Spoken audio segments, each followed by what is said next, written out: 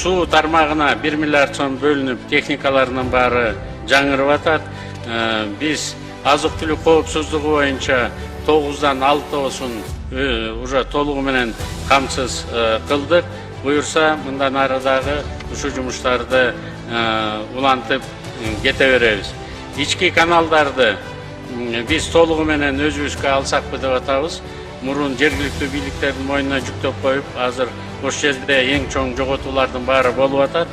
Техникаларды толугу менен камсыз кылып бүткөндөн кийин биз ички каналдарды өзүбүзгө алсакпы деп атабыз. 3 райондо эмдиги жылы пилот жүрөт. Бул Түп, Сузак жана Кочкор райондорунда таза суу мамлекетке өткөрүлөт. Буга чейин ассоциацияларда болчу, анын айынан бир топ талаш тартыштар болуп келгенин билесиздер.